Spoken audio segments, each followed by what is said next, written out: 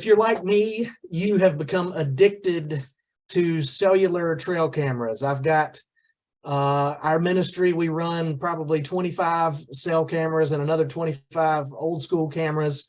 But if you're like me, you wake up in the morning, especially in the fall, and the first thing you do is you go to your app on your cell phone and you look to see what was moving last night at the feeder, or what was in the food plot yesterday afternoon, because you may be 5 or 6 or 10 hours away from where you hunt. But cellular trail cameras have changed the way that we all hunt.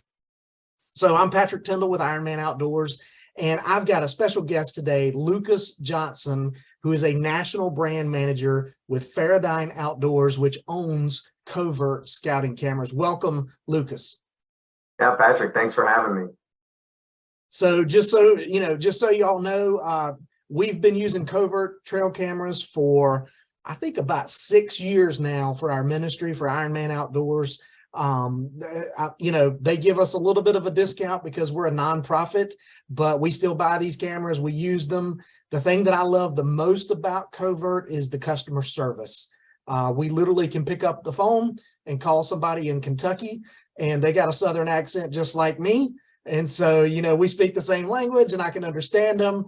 And usually within, 10 or 15 minutes, we've got the issue figured out. But the purpose of this video is I want to minimize the frustrations involved in cell cameras. There have been times, and if you use them, I'm sure everybody who's watching this, there has been some point when you threw the thing in the back seat of your truck and you said, that is a piece of junk. How come I can't get that thing to work right? I mean, they're finicky, right? There's certain things that, they'll do and they don't do. And when they're working great, I mean, they are great, but it can be frustrating sometimes if they're not operating properly. And come to find out through talking to Lucas and other people at Covert, there are certain things that we can do to minimize that frustration and to make the technology work even better. So that's what we want to talk about today.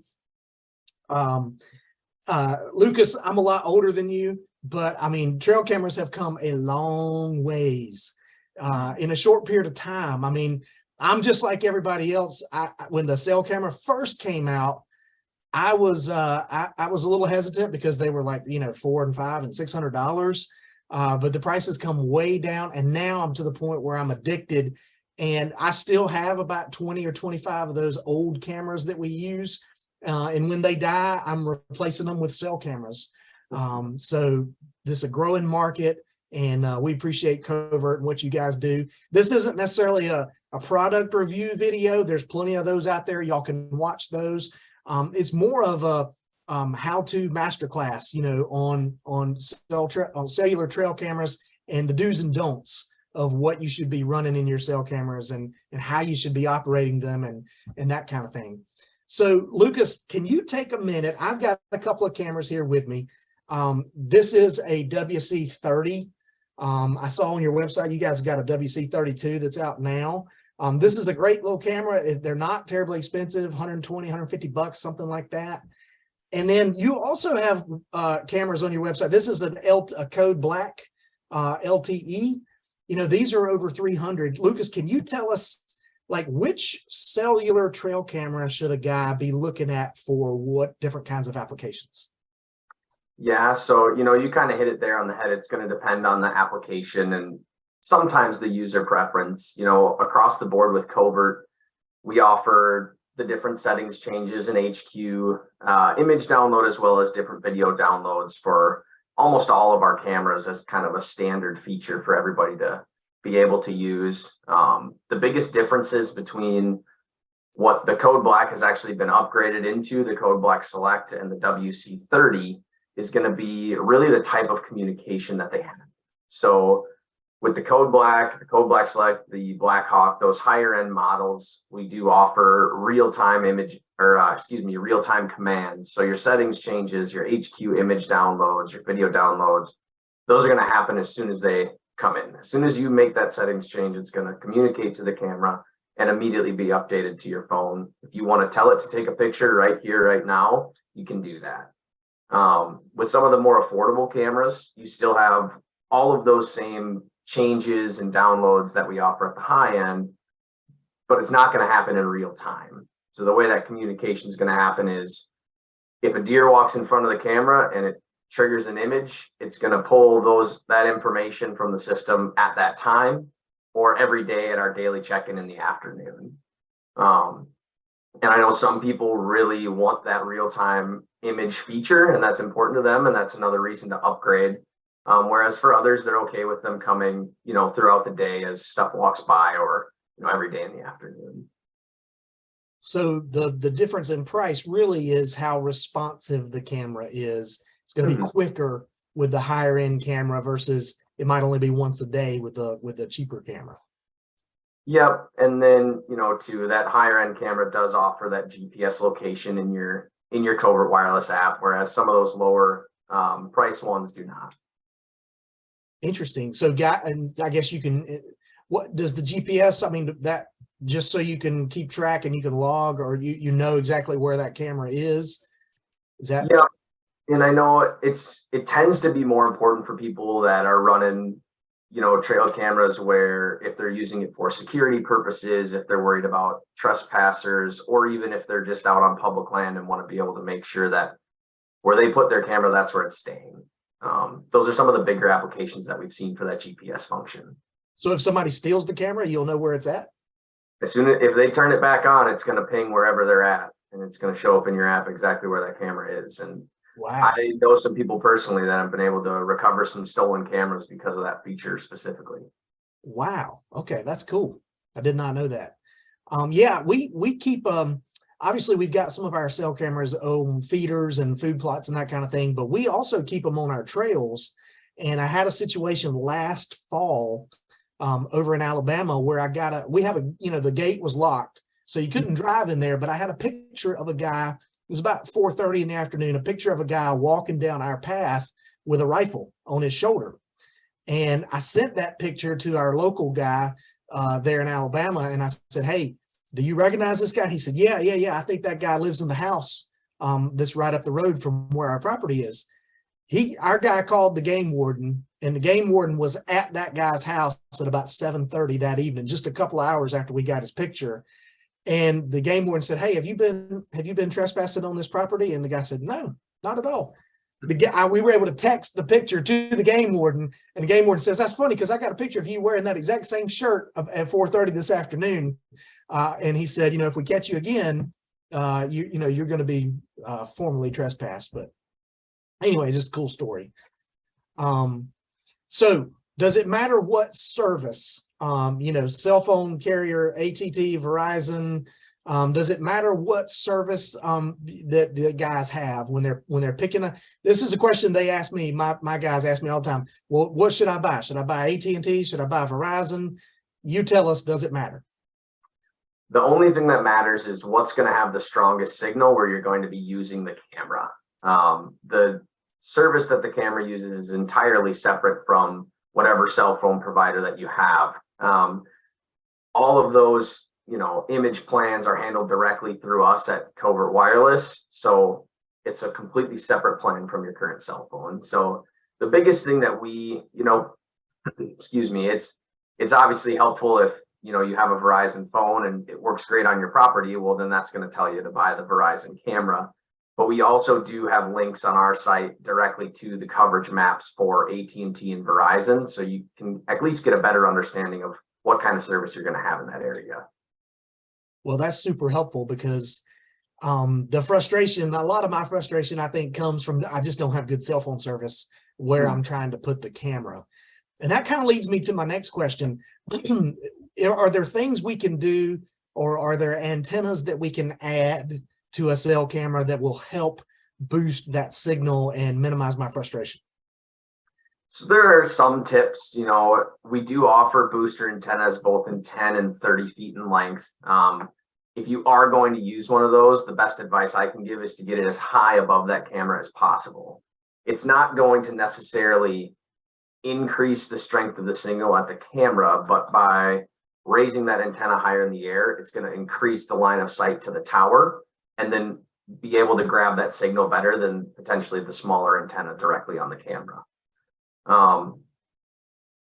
Other tips, obviously we want to put our cameras where we're going to get the most pictures of game.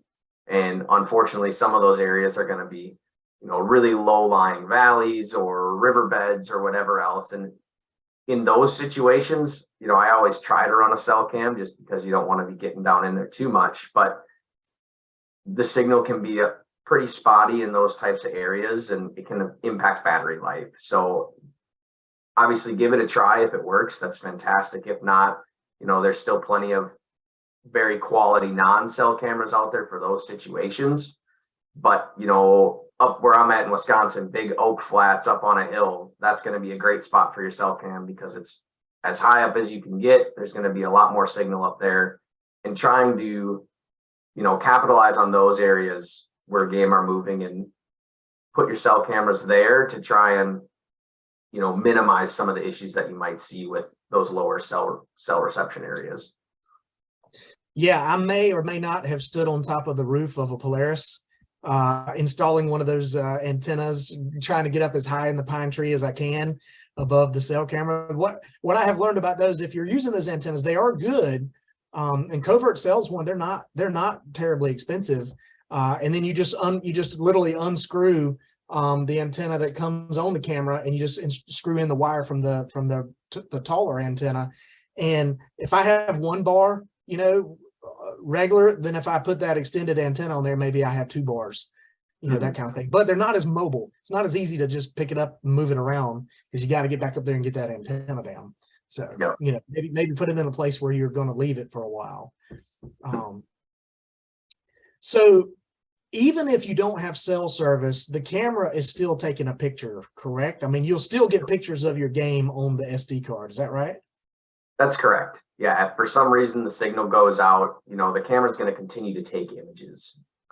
So if you do find a situation where the signal strength gets down to a point where it's no longer sending images, once you go pull that SD card, you'll still have the pictures of the deer or other game that you're chasing that have walked by. You just said that if it's in an area of bad cell service, the batteries are going to die quicker. And I've certainly experienced that before.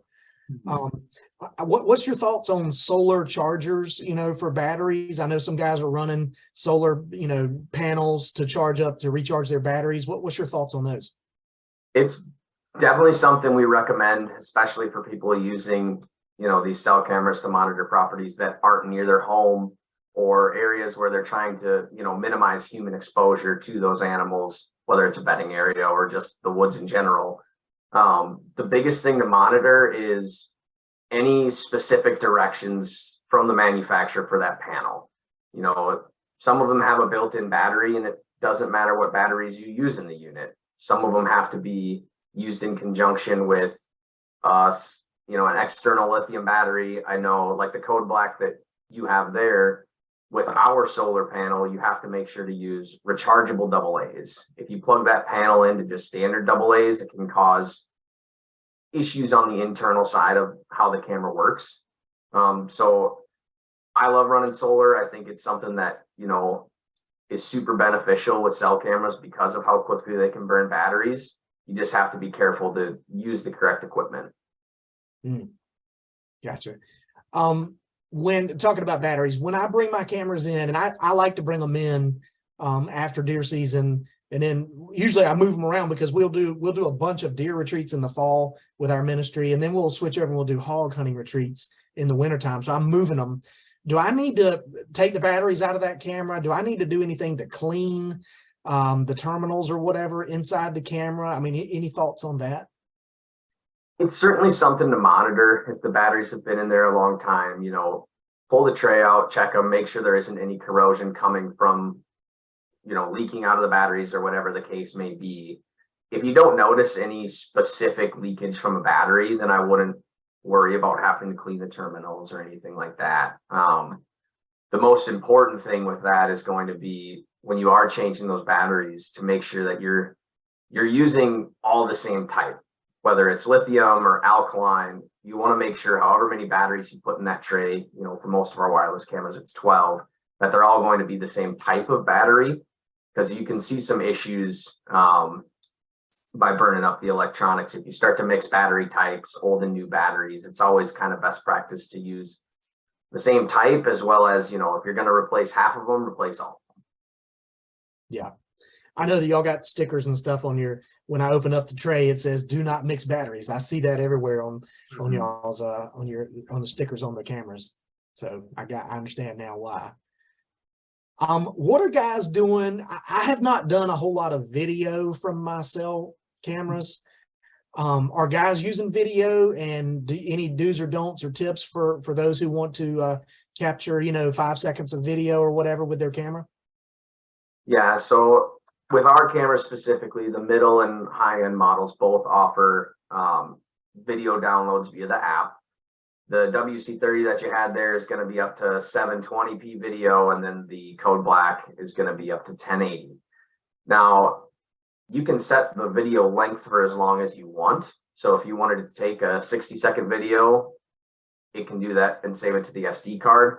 Via the app, it's only going to send you the first 5 seconds. Now,